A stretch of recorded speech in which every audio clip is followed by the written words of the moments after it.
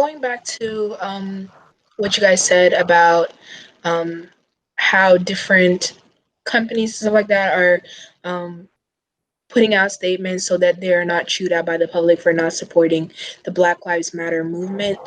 Do you think, like, what do you think of Georgia Southern's response to the Black Lives Matter movement? So as far as I know I got a letter from the president basically talking about Georgia Southern's position, and then this interview that's going on in the but I mean, I feel like compared to other universities, we've kind of just been, average maybe. I know other universities are doing the same thing, like, they sent out the letter and kids have opportunity to express how they feel. But I also think that there kinda needs to be more, I just kinda feel like it was just a response, like it wasn't genuine, you know?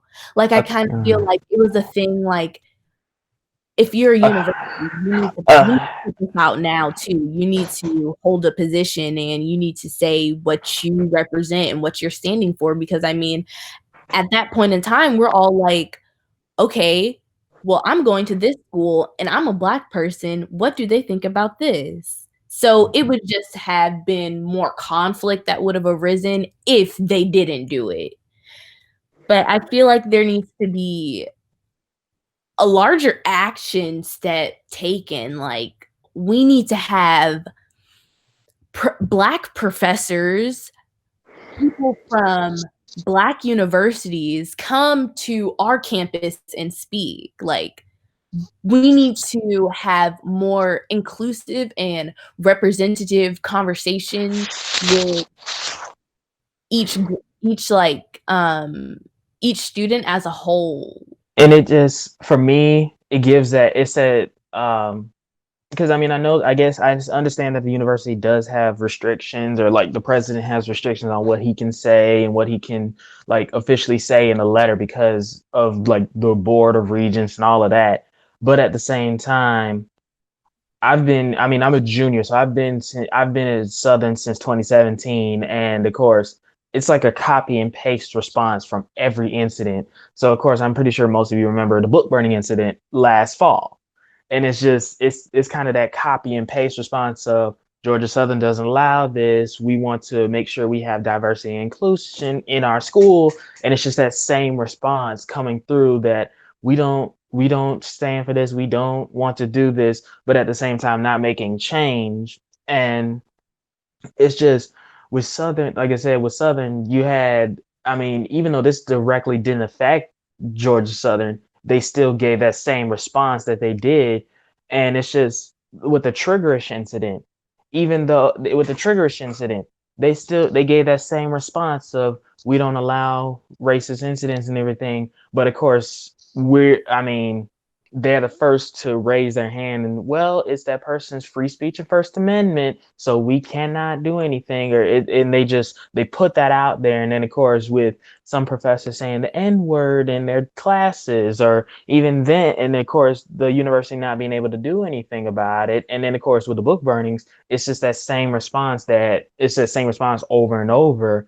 And I feel like they definitely can do more. Like, okay, nobody really knows about, or like there's so little about Georgia Southern's like first African American students who came to the university. Why don't you why don't you maybe rename a building or erect a statue or something that shows that we are with our black students, or do something else rather than just giving us that same copied response that you have been giving us, and actually stand with us in solidarity rather than just saying, well, we stand with you guys, and just continuing on with daily business like it's nothing. Honestly, I work with the OMA. I'm the president of the Superior Educators, and I think that we really do a lot. It's just we don't have a lot of promotion.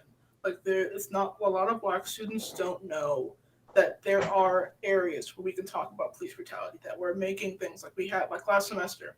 We had one of the first 500 Black students, a person that was in that group actually came to do a Q&A and talk about his experience on campus and stuff like that. From I think it was February, actually. Like we have these rooms and it's available to students, but like you never hear about it, right? Like it's only you see a poster and like the school doesn't advertise it as big as it should be advertised. And I think that the OMA does really create these spaces. It's just we need to work on promotion more, and the school needs to work on promoting these spaces for African American students and when they do.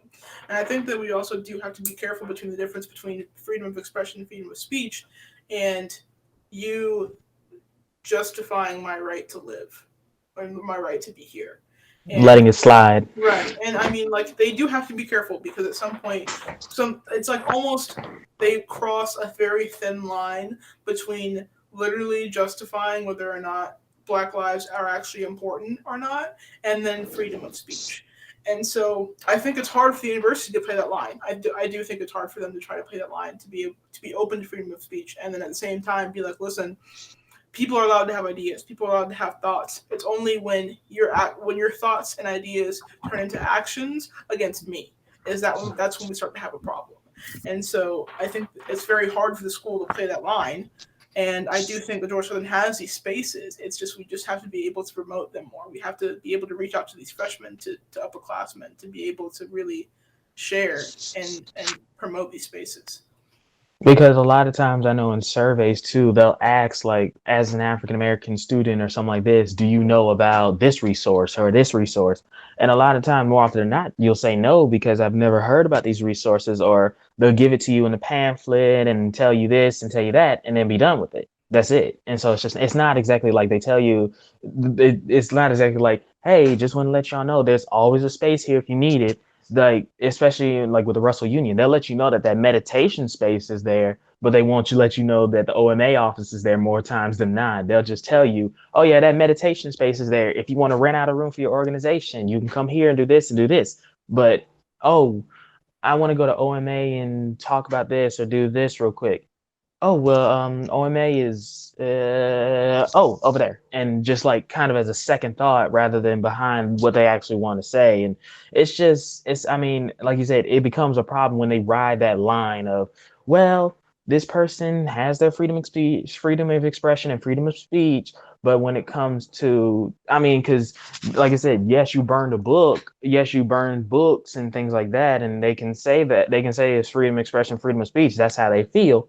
But of course, when it comes to actually assaulting somebody on campus, or when it comes to like threatening somebody like that, that's when it will become not freedom of expression. It becomes, okay, this is dangerous now. We can't let you endanger the lives of our African American or personally our people of color on our campus. We can't let you endanger their lives because of how you feel. And with the book burning incident, I don't think that was freedom of speech. I think that was purpose intimidation for minorities, for specifically I don't remember exactly which country she came from, but I know she was Hispanic or Latina. Mm-hmm. And I feel like that was specifically intimidation towards people of color, because you're burning a book, you're being aggressive. I mean, people were walking out and yelling at her. And I have Latin American friends who were walking by and live in those dorms and felt extremely scared for their lives. And I think along with, I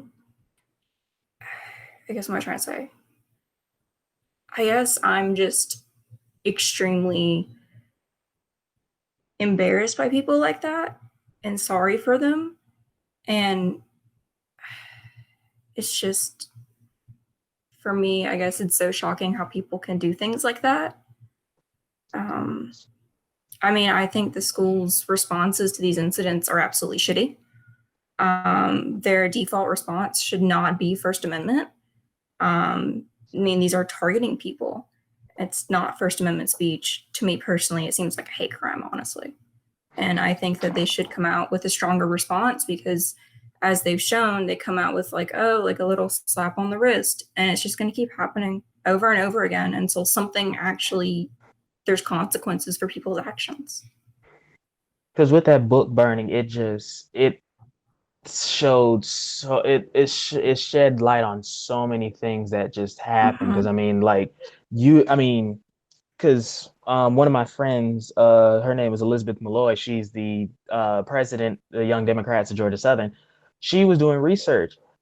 There had not been a recorded book burning in almost 18 years in this country until it happened to until Georgia Southern had ours. And it's just like and of course too, and it's like times of controversial unrest, you figure out and you see what people's true colors are and what their actual opinions are. And it's just like, wow, you really think this way, and it's just like you really think this way or you really feel this way or about these ideas. But and of course when it comes to like letting them know like this is endangering to my life or this person's life or these like people of color and they don't care, that's when it becomes more of a problem. And like I said, you can't just have that same copy and paste response of, well, we certainly don't condone this and we don't do this at all and we don't let this happen, but at the same time you keep saying that, you keep saying that, you keep saying that, and it's just like y'all can't just keep saying that thinking everybody's going to let it go. First of all, a lot of students were still mad because the students that did the book burning went unpunished, and of course they had no consequences happen to them. The school acknowledged that it was a racist incident, but of course didn't really change anything. It was the same thing of, well, we're working to create more diversity and inclusion. We don't need diversity and inclusion. We need safety. I mean, like I said, like you said, Sadie, I know a good amount of people. I'm in the LGBT community as well as the African American community, and a lot of us, like even then, don't feel safe walking home or going to certain places because we don't know what might happen to us if we do. And it's just like there are known places that may have a more disproportionate thing of white people or more disproportionate of people of color, and it's just if those kind of things mingle, it might not be good or it depends. But at the same time, though, we cannot just let this slide by every time something like this happens. And this is just giving us that same response because they can only do so much.